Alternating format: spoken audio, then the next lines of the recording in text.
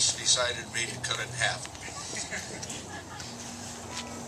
What I was thinking about was the who, what, and why. Who are the veterans? What is a veteran? And why are they veterans? The who is that 90-year-old man that lives down on the corner that has a flag in front of his house, maybe alone now, but he has memories of laying face down in the sand on Omaha Beach.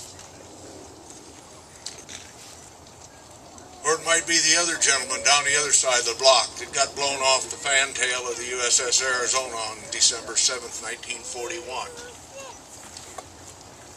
Or it might be the great-grandmother up the road, who is a young lady, piloted planes, warplanes of all makes and shapes and sizes from the factories to the bases.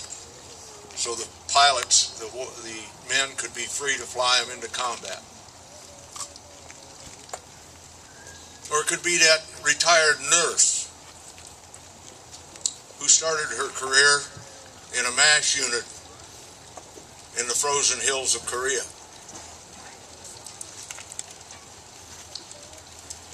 It could be people of my generation.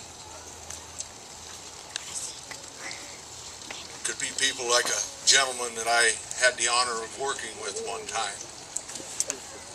He was a Marine during World War II. After the war, he got out of the Marine Corps and joined the Army Air Corps. Fought in Korea, was shot down in Vietnam. Captured.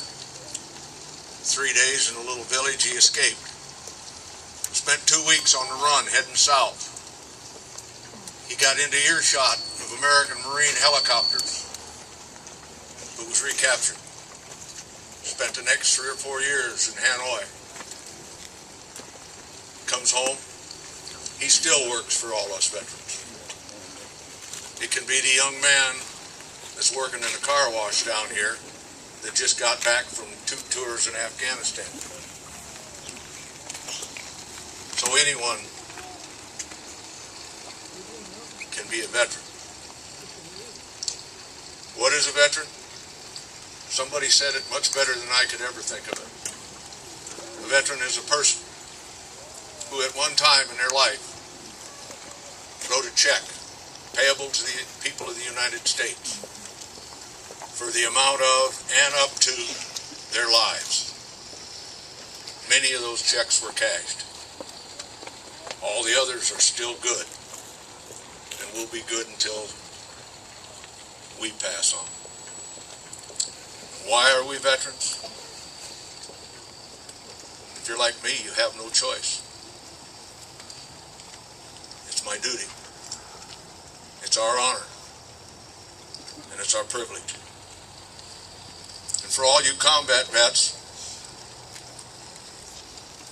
I'd like to close with the words of a young photojournalist that hitched a ride on a helicopter into a valley called Ia Drang in Vietnam.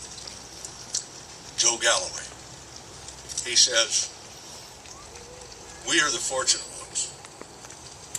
We survived when better men gave up their lives for us. And we owe them a sacred debt to live each day to its fullest."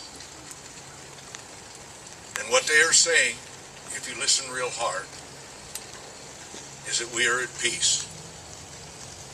And so should you be. And so should you be. Thank you.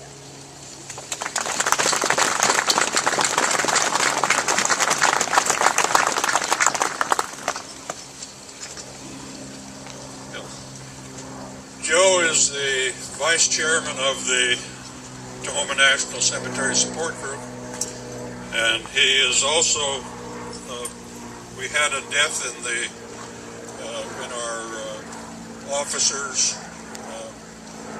We lost our treasurer, and Joe volunteered to take over the books until we could have a meeting and appoint somebody to take over the books.